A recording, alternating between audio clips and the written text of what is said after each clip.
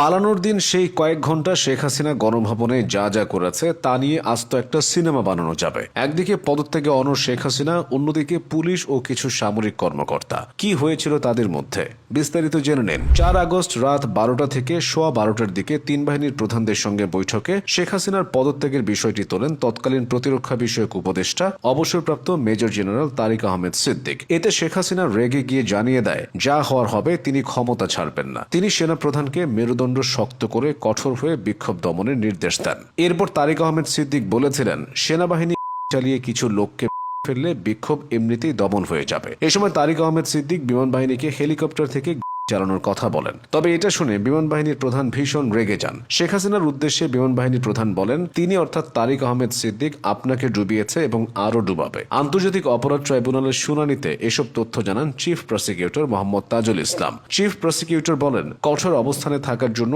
শেখ হাসিনাকে 4 আগস্ট রাতে পরামর্শ দিয়েছিলেন গ্যাং অফ 4। তারা হলেন আওয়ামী লীগের সাধারণ সম্পাদক ওবায়দুল কাদের, সাবেক স্বরাষ্ট্রমন্ত্রী আসাদুজ্জামান খান কামাল, সাবেক আইনমন্ত্রী আনিসুল হক এবং সাবেক প্রধানমন্ত্রীর উপদেষ্টা সালমান এফ রহমান। তাদের পরামর্শ ছিল কোনোভাবেই নরম হওয়া যাবে না। এবার আসে 5 আগস্ট। গণভবনে 5 আগস্ট সকালে একটি বৈঠক হয়। এতে তৎকালীন আইজিপি চৌধুরী আব্দুল্লাল মামুনকে দেখিয়ে শেখ হাসিনা বলেছিলেন, ওরা ভালো কাজ করছে, সেনাবাহিনী পারবে না কেন? তখন আইজিপি বলেন, পরিস্থিতি যে পর্যায়ে গেছে তাতে পুলিশের পক্ষেও আর বেশি সময় এমন কঠোর অবস্থান ধরে রাখা সম্ভব না, ফোর্স টায়ার্ড হয়ে গেছে। এরপর সামরিক কর্মকর্তারা শেখ হাসিনাকে ক্ষমতা ছেড়ে দেওয়ার পরামর্শ দেন। ওই বৈঠকের এক পর্যায়ে শেখ হাসিনা রেগে যান এবং বলেন, তাহলে তোমরা আমাকে করে ফেলো এবং গণভবনে কবর দিয়ে দাও। ওই বৈঠক থেকে সামরিক কর্মকর্তারা শেখ হাসিনাকে গণভবনের অন্য একটি কক্ষে নিয়ে যান। ওই কক্ষে শেখ হাসিনার কাছে সামগ্রিক পরিস্থিতি ব্যাখ্যা করা হয় এবং তাকে পদত্যাগ করতে আবার অনুরোধ করেন সামরিক কর্মকর্তারা। তারা বলেন, সময় দ্রুত ফুরিয়ে যাচ্ছে।